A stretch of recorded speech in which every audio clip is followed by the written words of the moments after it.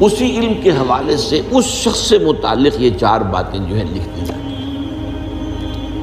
اب اس کو سمجھنا چاہیے، اصل میں جو بات مسئلہ تقدیر کے سمجھنے میں جو یوں سمجھیے کہ ایک بہت آسان فارمولہ ہے اگر سمجھنا چاہے انسان، اور یہ میں عرض کر چکا ہوں کہ سمجھنا چاہیں گے تو سمجھ جائیں گے، تفصیل میں جائیں گے تو الجھ جائیں گے، اور مناظرہ اور مباحثہ کریں گے تو گمراہ ہو جائیں گے۔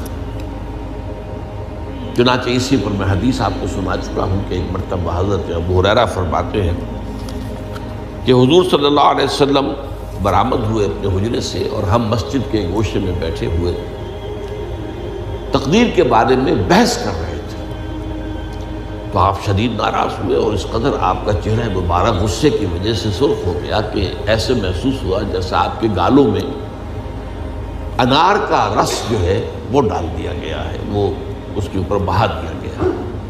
وہ سرخ قندھاری انار، اس کا تصور کیجئے، وہ عام تو انار نہیں جس کے اندر وہ رنگ نہیں ہوتا۔ پھر آپ نے فرمایا غصے سے، کیا تمہیں اس بات کا حکم دیا گیا؟ کیا مجھے تمہاری طرف اسی کام کے لیے بھیجا گیا کہ اس مسئلے میں تم بحث کرو؟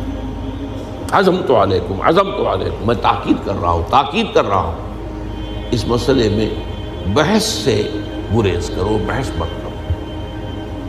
تو یہ مسئلہ اگرچہ اس اعتبار سے بڑا مشکل ہے، اگرچہ سمجھنا چاہیں تو سمجھ سکتے ہیں، لیکن میں ایک اور حدیث بھی آپ کو سنا دوں کہ اس پر ایمان کس قدر لازم ہے۔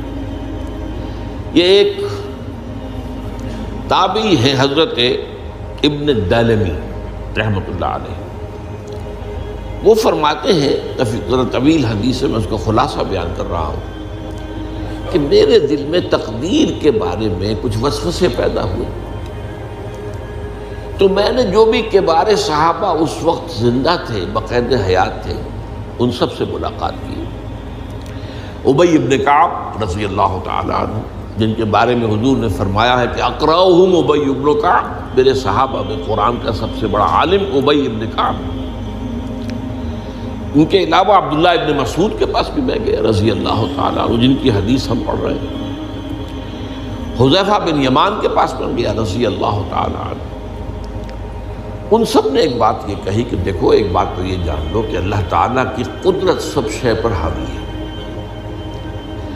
اللہ تعالیٰ اگر لو ان اللہ عذب اہل سماواتہ و اہل ارضہ